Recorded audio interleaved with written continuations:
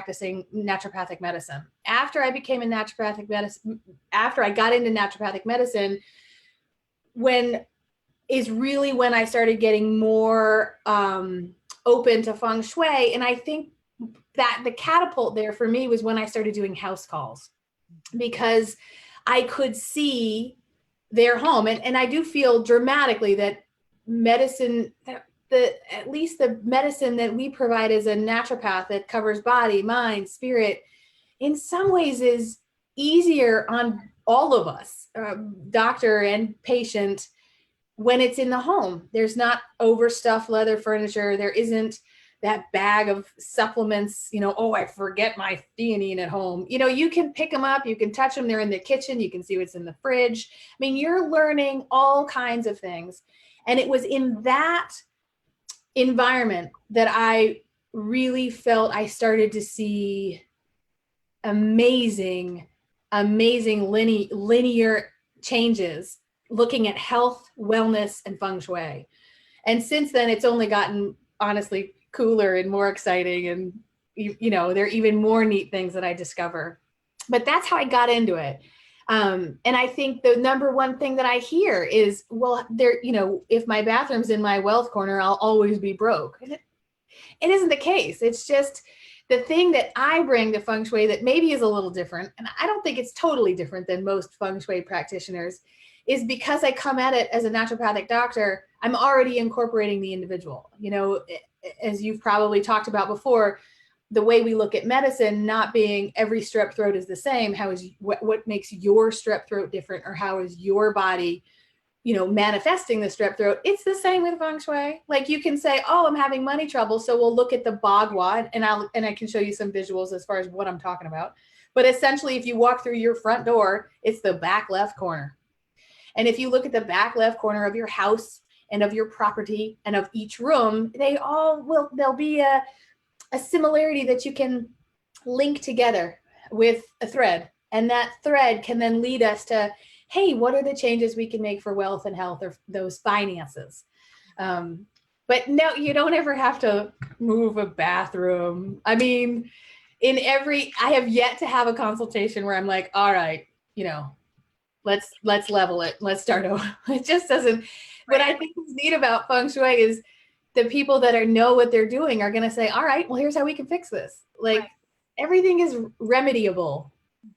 And so just as we start, right? So naturopathicmd.com is a website where you can get like concierge testing and, distant telemedicine wellness, and the Bad Girl's Guide to Living Well is a companion podcast for that. However, you also have it set up where you don't necessarily have to go into people's houses. You could do this remotely via this wonderful little camera that we have on our phones and things as well. So that is an option for people that they're like, oh, my house needs to be fixed. I'm glad I don't have to firebomb my bathroom. I want Dr. Cassio to help me, free up my chi. Then they can contact you for, in-house Feng Shui consults, right?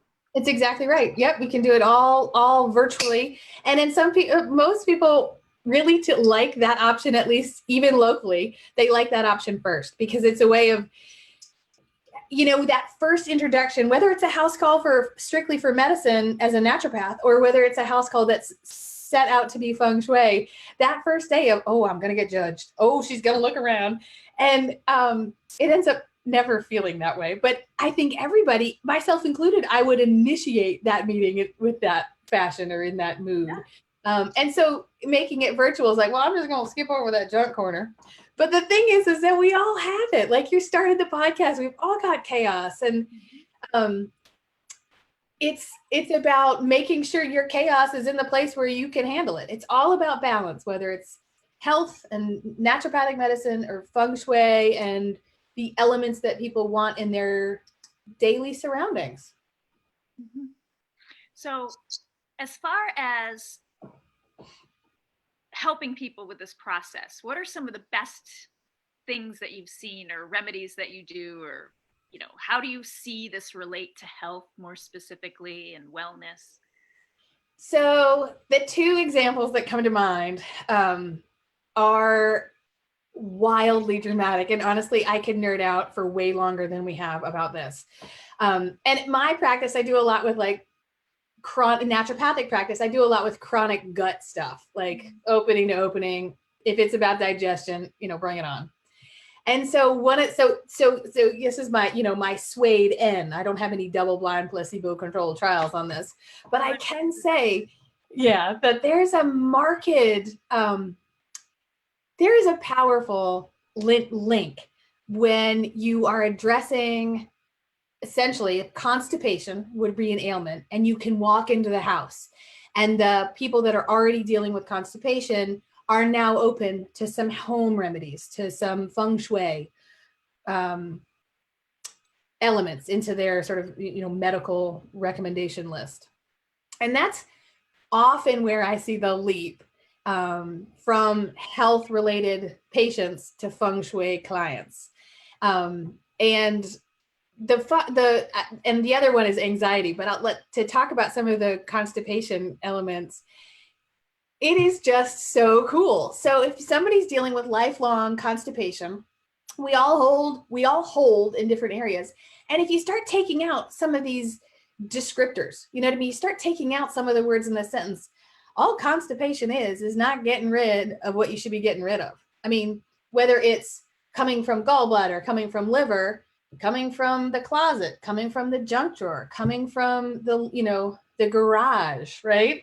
All of it is not getting rid of the things that we're done with. We've taken what we want, whether it's nutrition out of it or an experience. We love, so, it's interesting how many people have fallen in love with appliances, like blenders, for example. They had that blender, it got them through college. They took it on spring break. They named it, whatever, Franklin. Like people get attached to this, to odd things. And that's sort of part of the cool. I don't know. I think it's just so interesting, and we all have it, it's just different flavors. And so with, I would say what my most dramatic areas where I have the health and the Feng Shui wrap up together so nicely is in cleaning out things. And now, as I practice, anytime somebody new is coming to the table and they're open and they're willing to work in their home as per Feng Shui with different ailments, I'll start right off with anybody that's dealing with any holding or constipation with pick one junk drawer in the house. Pick one, doesn't have to be all of them, one. Dump it out, clean the drawer, put back only what you love. What's great is that, right now, Maria Kondo is so hot. She's just a hot topic. So people know, if it doesn't spark joy, get rid of it. And so I can really rely on, her brilliance to be like, okay, well, does that baggie that you've had since 1982 spark joy? And it's really helpful. It's what's really cool is it's not always the only fix. Right. But I think it generates an energy movement. And really that's what so much of life is the energy of one change, and then the energy of new, and everything having its own energy. Mm-hmm. And I think it's funny. I just remembered one of the first things that we did together was clean out my closet. Well, that was before we were really BFFs. Do you remember that?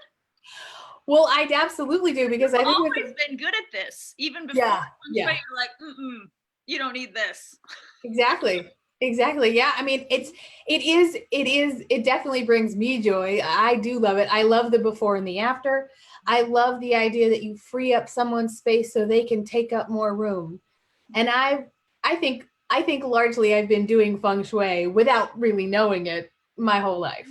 Interesting too. Like, do you remember right before we graduated and took our boards, Sarah cleaned out her whole house and she gave everything away, right? Yep. Like everything away. And she created so much space that she actually basically came home from a around the world trip with a husband, right? Like she created so much space and so much openness that she was able to have this huge thing come into her life and her existence. Yep. And she was able to have a whole new house, a whole new practice, a whole new state. Like she created the room for it initially, which is brazen and powerful in that it is hard sometimes to create space for the unknown. Yeah, she's a badass. She's a badass. But yeah, I'm currently having trouble. You see that I keep in my books, right? So I have a really hard time as far as like letting go of the book pieces. I get a lot of, I'm doing, I'll send about one or two to Goodwill every week or so. I'm like, I really don't need this. Like, I really don't need this book, but then I'll buy 5 more. Yeah, books are a thing. Books are a real thing. One of my main teachers in Feng Shui is a woman named Tisha Morris. And she just wrote a book called Clutter. I feel like it's called Clutter Intervention. It is. It's Clutter Intervention. And the whole book is about how your stuff keeps you stuck. And she talks about how every person has the one thing that they have more than they need. It's to the limit of excess. And then when it's something like books, you can feel proud about it and wear it on the outside. And when it's something, that you can't quite have the ego about, you kind of keep it a little bit more to yourself. But I think books is really common. It's a really common one. I definitely, I think there are a lot of times I would choose books over anything else to keep. But the thing is they don't age beautifully. I mean, it isn't something where there are some old books that look good, but after a while, books can mildew, they can smell funky. And it's all about the energy that you get from the book. Again, bringing it back to the individual. You can look at a book and go, oh my gosh, Huckleberry Finn? Absolutely not. I cannot endure that again. That is a once in a lifetime book. For me, I'd rather have a root canal than read Huckleberry Finn again. Right.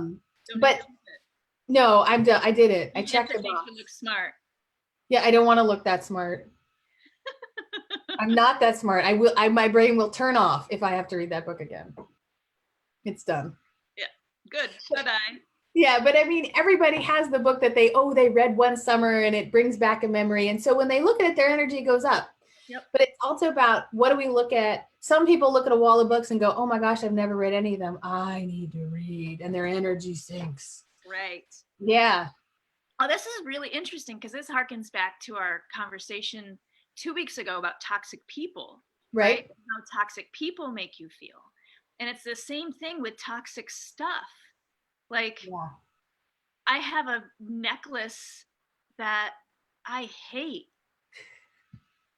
And right? I mean, we just talked about this. I hate it. I should probably, and I don't want it. And it was a gift. And I was like, ugh. So I need to give it away, right? Yeah. Out. It doesn't need to be yours. And you don't have to wrap it in a toxic wrapping and give it away. It can just be sent out to Goodwill where it's going to be purged and the energy is going to just be totally reinvented. It can be something that if you think somebody will like it, you can say, hey, this is no longer mine. You don't need, and that's a thing about getting rid of things, is some people want the things that they get rid of, they want to be in control of where they land. Mm-hmm. And it's something that I offer a lot of caution on, because the point to focus on is that you don't need it. And if it shouldn't be in your world, if it's bringing your energy down or it doesn't spark joy, as Marie Kondo would say, then get it out. But then let the rest just fall as it is. Let the rest, it'll land right where it's supposed to land. And you can do everything in your power to make that not a landfill. But other than that, I think it is something that I see a lot where people say, well, I'd give that away if it went to the right person. And I'm going to offer the idea of, if I give that away, period, done, give it away. Yep. So so we got junk drawers, closets. Where's some other, I guess cupboards. Cupboards. I found that as my kid got more and more chaotic with where his toys end up, I needed much more control over how my cupboards were organized. Yep. Right? But it still goes sideways. And so I regularly have to just this doesn't have a lid. I don't need this. I can give this away. Yes. Doesn't matter if it can be used as a dog bowl or if it can be used as another kind of bowl. It needs to go away. And I think it's interesting that, I moved from one house a couple of years ago into a house that was twice the size.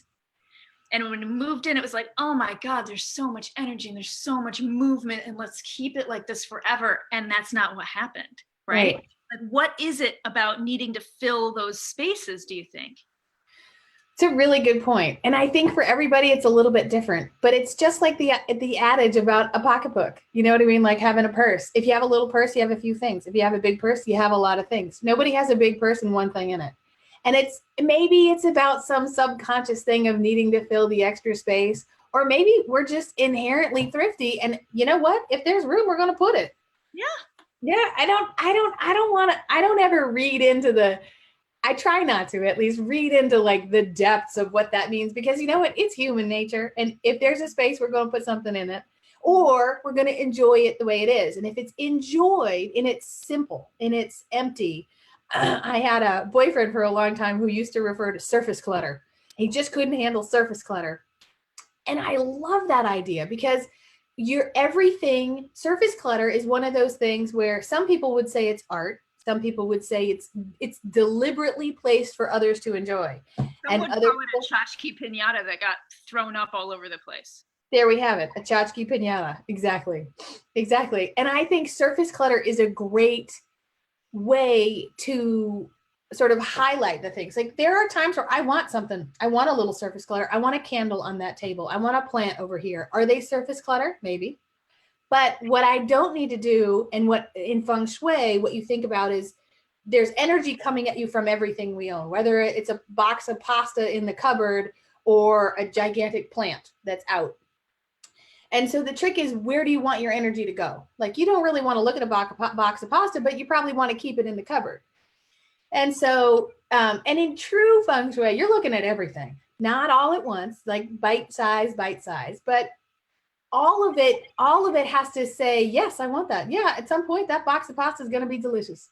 Or, you know what, every time I look at this plant, I think of where I got it and it makes me mad. And, get rid of it. Yeah. Yeah. I think it's interesting. It's like things that you get for gifts from people that you love, or, something that was handed down to you by someone that's, gone, right? Right. So like, yeah. I find I'm looking at some of that now, and I feel such guilt about giving it away in some ways. Yep. And yet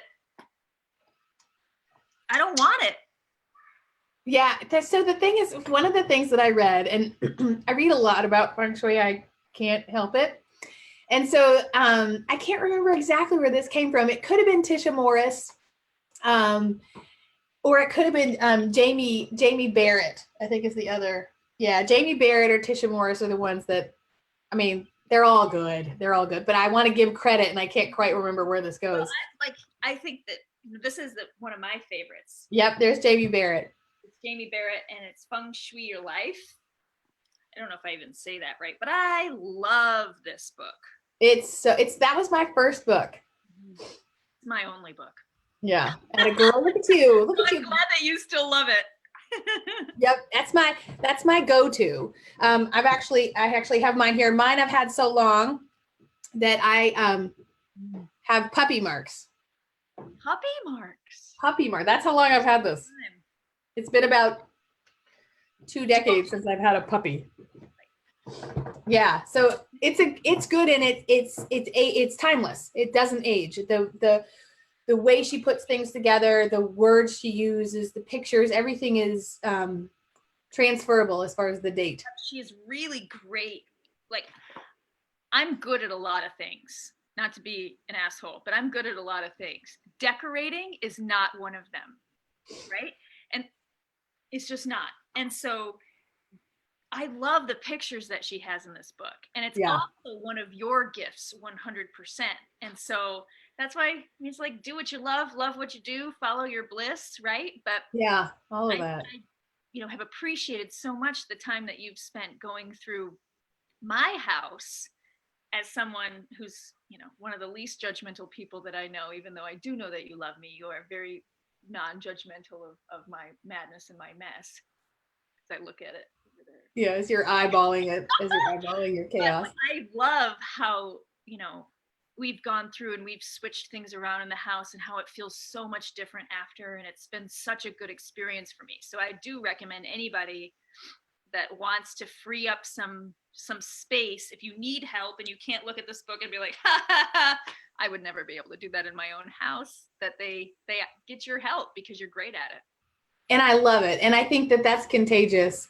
And one of the things that's unique about the way I do Feng Shui that I did get from Tisha Morris is I ask people to fill out a questionnaire first and really itemize the first few things that they want to address. Because as we go through that Feng Shui of the house, something might be, as Tisha Morris says, the smoking gun. But at the same time, it might not be what's on their wish list. And so it's important for me, I think, also coming from the naturopathic standpoint, that we're looking at that individual. We're not just looking at Feng Shui rules in general. But there are some things that I think, one of the things that we had sort of just touched on are fixes that what we would call remedies that most people can pay some attention to without really sort of jumping down the rabbit hole of the Bagua Map and all of the details.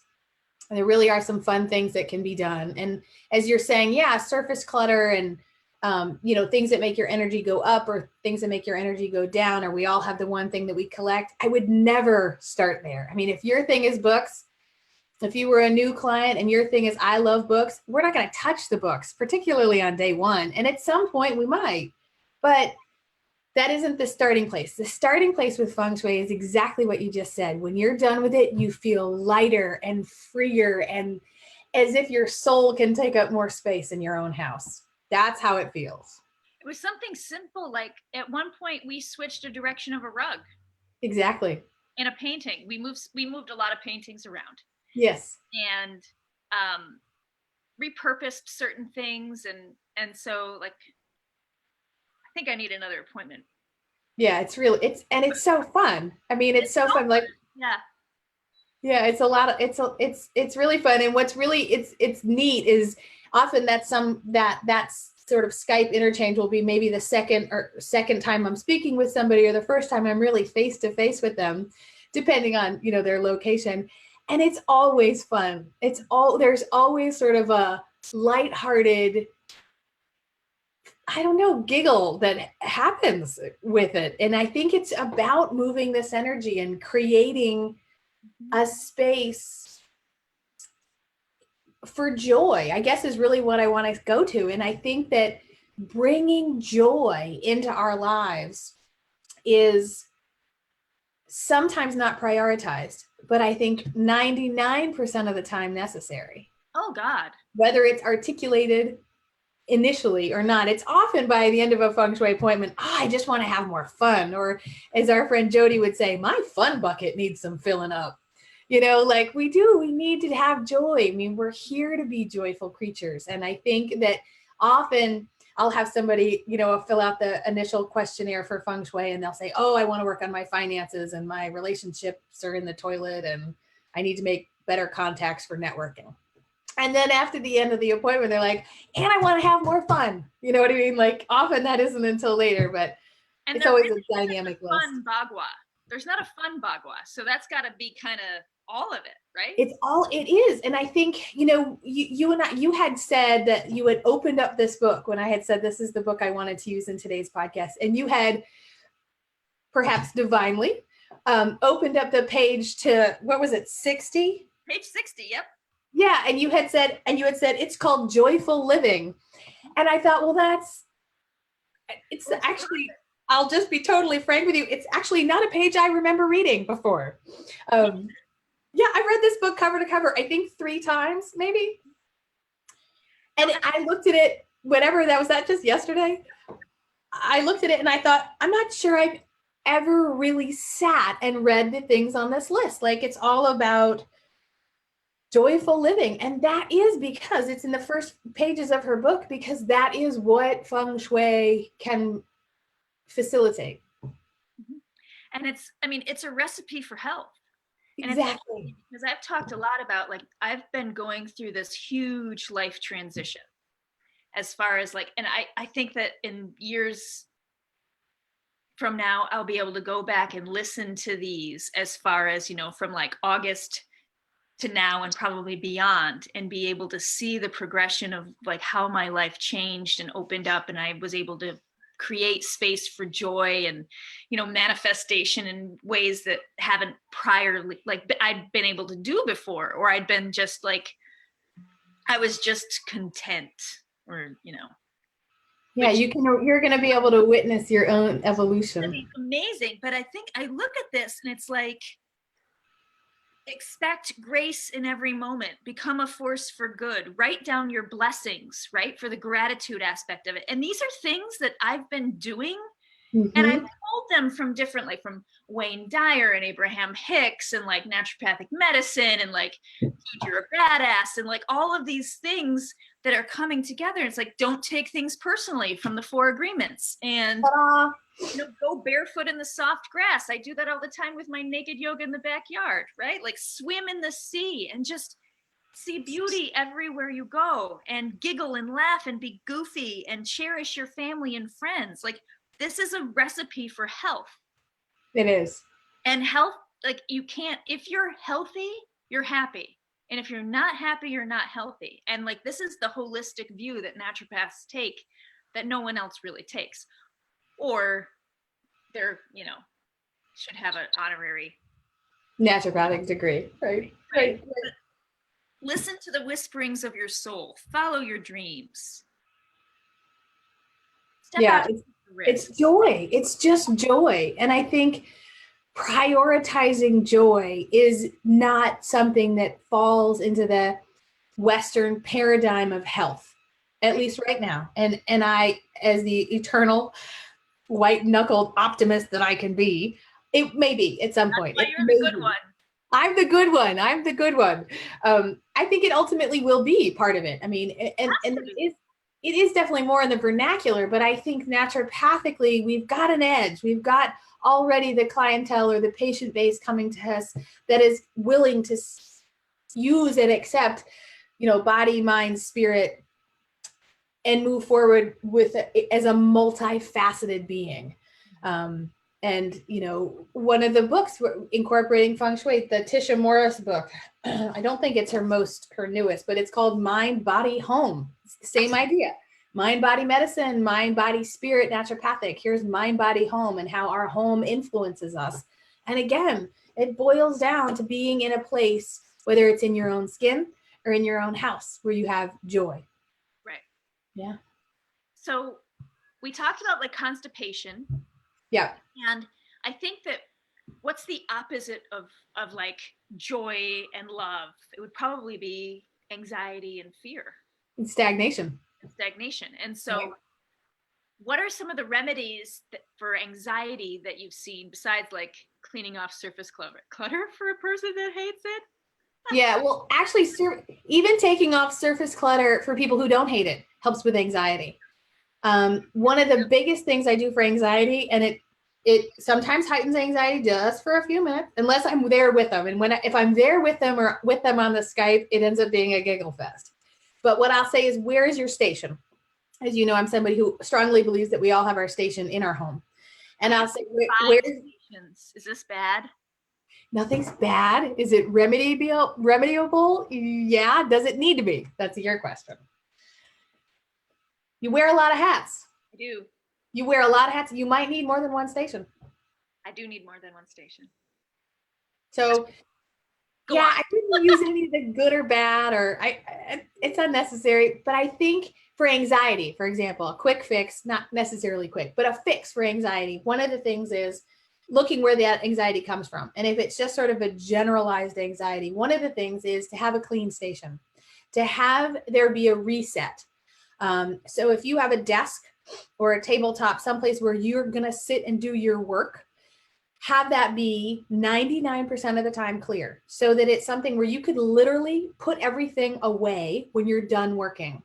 And I think now I see this coming more and more as a topic because so many people are telecommuting. And so the dining room table is no longer where they eat, but it's where they telecommute Monday through Friday. And so they've got a fax machine on one side of the dining room table. They've got files over here. They've got bank statements down there. Whatever it is that's pertinent to work has invaded without necessarily being in the right space. Unfortunately, what I see with that a lot of the times is some sort of dyspepsia, a heartburn, a nausea, an ulcer, because this is the area for ingesting, for getting nutrition, for being calm and chewing and nourishing your body. And if there's a fax going off while you're trying to eat a sandwich and you're in the room for eating the sandwich, which also is now the space to be working, there's going to be digestive upset, whether it's now or in 10 years from now. Likely, I mean, depending on the individual, but that's something. So one of them is generalized anxiety, is to have things be able to be put away. And I always start with the station because we all kind of know what we want on our station. And I think the things that stay on the station, I like to incorporate an element of beauty. And I'm going to give you an example. I always want to have what I call my good. This is because I have a 7 and a 4-year-old running around my house. I always want to have my good colored pencils. I always want to have them out. And my kids know these are not theirs. These are mine. And I keep them sharpened. I have the entire set. I was able to throw away the packaging, which made me instantly happy. I look at this almost like a bouquet of flowers. It brings me joy. It's in a handmade cup from a wonderful woman in West Virginia. And it's beauty to me. It is absolute beauty. And so I always have it out. That does not get put away. But it is the exception as far as leaving things out on the station, and things that are left out on the station are there deliberately. There is not, a lot of our machines are harder, but there's always a way to figure out how to get them off our radar. Nice. Yeah. I think it's so with Feng Shui, and I know that there's like the Tibetan versus the Chinese, and then you also have like a Taoist. I mean, the culture and is so rich and so varied at that place of being, where just about Egypt would argue that a lot of things came from Egypt, like they even invented kung fu, but Asia is an incredible hotbed of energetic medicine, like Feng Shui, philosophy, religion. I mean, it can't be argued with, right? Right. So with that, introduction, I'm seeing a lot with clients and patients recently is they are so out of balance. If you think about like the yin yang, right? So we've got the masculine and we've got the feminine. You just touched on this. You've got light and dark, hot and cold, dry and wet, right? Like that's what that symbol is.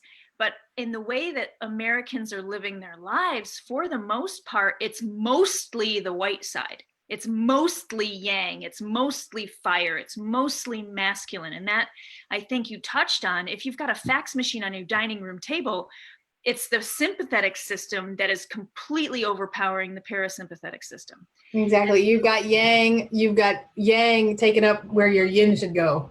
Right. So that piece I'm seeing, because I deal with a lot of like really, powerful people that are, have great lives, and they're energetic and they love what they do, and yet they've got so much yang they don't even know how to support their yin. Yep. And you can burn it out. I mean, yang being fire, right? And so yang can overtake. Yep. And so how can you add some in different areas, right? So there's a lot more yang in Arizona than there would be in Seattle. Right. Good point. Yeah. Geographically, you always have to take that into consideration. But are there things like, because I know that water features or something that could do that? Sometimes it's as simple as bringing in something soft. A yin element can be curtains. That's yin. If it's going to make it cool, soft, a little bit darker. Sometimes it's matter in bringing in more of a yin color scheme. And sure, water element can be helpful as far as the yin, but it also can be movement. A lot of these fountains have water movement, and the movement in and of itself can be more yang. Right. So you want to you know, it's interesting in Feng Shui. What one of the ways I guess maybe I look at Feng Shui in the books that I've read and the courses that I've taken is that it gives you a toolbox. And in that toolbox, you have a myriad of ways to look at the body. And I'm going to just, I mean, this is my own invention, my own little Feng Shui textbook that I put together from all my sources. But in my toolbox, number one is yin and yang. But it in of itself is not necessarily something I would use in every consultation. Right. I might walk in somewhere and say, forget yin and yang. Let's look at the 5 elements, or let's look at the room function. I mean, maybe the problem is how the room is laid out is creating an imbalance. Furniture arrangement and what's called space clearing, which is the more official way of dealing with surface clutter. But I just think surface clutter is fabulous. And then, of course, there's the Bagua Map, which we've now referenced, but not given a visual to. Right. And so we have about 20 minutes left. Okay. So the back of the Bagua, right? Which you can Google Bagua, Bagua, and you can find 1,000. But you can also, the easiest way to do it is in your mind, just take a tic-tac-toe board and put it over, whoop, whoop, whoop, whoop, put it over the blueprint or the loose structure of your floor plan. And then you can, as far as lining it up with how you enter the house, correct? Right. So the front of the Bagua map will be in line with the front door. And so basically what you have is 1, 2, 3, 4, 5, 6, 7, 8, 9 little squares. Good. It's easy. And you always have those squares on that map when you enter a room, and you use the door you use the most. Some people, the front door, back door, controversy, different people feel differently about it. People say it's the blueprint of the house. It's how the house was built. Other people say it's the door that you use. I incorporate both and I listen to the individual. But for the most part, the door you use the most would be where you'd stand when you initiated the Bagua map. Okay. And so then you and I have talked about, like, where do people really want to make their big changes, right? It's the back of the house. Almost always. Wealth, fame and reputation, and love and relationships. You nailed it. These are biggies. Yeah, these are the hot topics. I would say 90% of the time, one, if not all, are those. In the beginning of the appointment, and by the end, we slide joy in there. Yeah, right. Well, in doing that, I guess joy will follow, right? Yeah. And it's interesting because we talked yesterday, and I wanted to hit on this a little bit, where like health is kind of in the middle, right? It's that middle of the house, but that's where joy would be most likely. So it's touched by everything else. Yes. And you can't just have the center of your house be in perfect feng shui. In some traditional, like hardcore feng shui folks would even argue that center square of the Bagua map is absent, and that it only can be something, the mind, body, spirit, joy, health one can only be activated or in sync when everything else is. And that's where I come in with naturopathic medicine and just feel like, ta-da, you can only get that middle, that nut in the middle to be resonating at a high vitality space when mortality. Da-dum-dum. You're the bad one. You can only get it when everything else is in sync. Levitation, right. So, and it's okay not to be perfect. It's okay not to be perfect. And I think that we all know that, but do we all know that? No. Right? I mean, we're taught to strive for perfection. I have a 4-year-old and a 7-year-old. And one of the things we say on a regular basis is somebody will say, I made a mistake. And I'll say, oh, great. I love that because I don't want perfectionists as kids. Right. But for myself, I'm not so good at that. Right. Yeah. So I think it's funny because,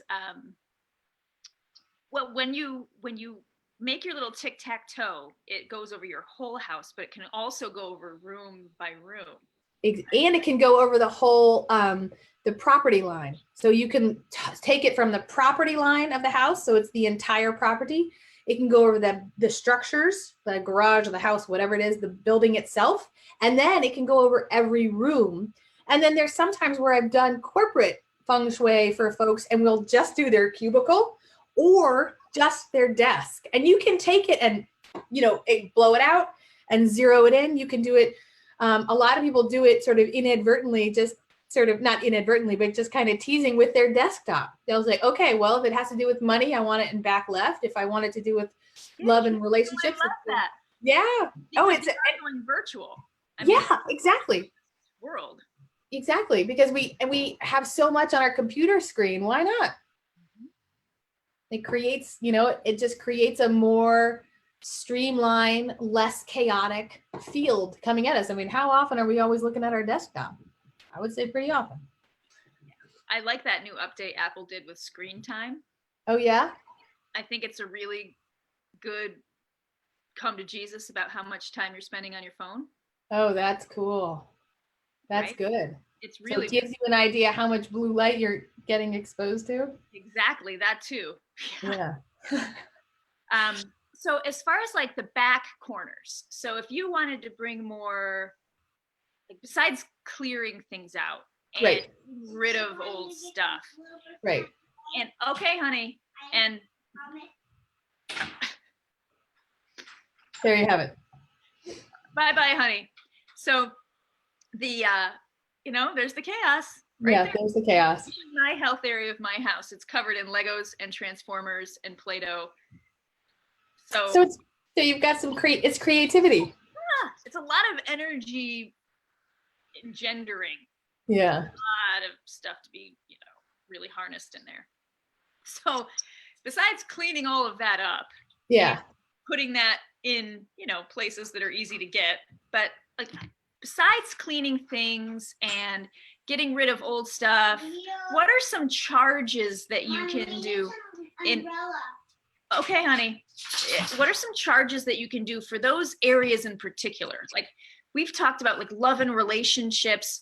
We wanted to make sure that the repairs of things. For example, like some stuff that you can charge those three areas, because I still think like you can read a book on how to fly a plane. Yeah. But you probably don't want to go out and do that. That's why you want someone to help you like you. But as far as like little things that you can do to charge up those areas, what would you recommend? So right out of the starting gate, I would say the number one thing that you want to do is get your mindset. What do you want to change? What is it? What's on the to-do list? Be clear. Just be clear. And the thing is that it's not an absolute. We're not writing it in Sharpie, but we can always add to it. But I would first start with what is it that you want to address? The second thing I would do is across the board is reduce. Get rid of. If it doesn't bring you joy, we're not going to be able to fix it. In naturopathic medicine, we would say this is an obstacle to cure. Yep. So we have to get rid of the things that every time you look at, you think, oh my God, why did she give me that? It's so ugly. Out. Doesn't matter. And there's a whole big thing about gifts that we can talk about. And so, about if we've been given gifts that bring our energy down, we rarely think about the gifts that we've given after we've given them out. And we need to use that same mindset when we receive gifts. And so there's a lot with gifts, but as far as like charges and things that we can do, like what we would call remedies, I would say be clear where we want to focus. If we know our focus is the back wall, the love, the fame, the reputation, and the money, then I would say reduce, take away anything you don't love it, particularly if this is your focus and this is where we're biting off our feng shui initiation. If you don't love it, get it out of there. The next thing I would do is there's sort of a clean component. Let's clean it up. Are there windows? Clean them. Windows are the eyes of the house. They are going to see opportunities.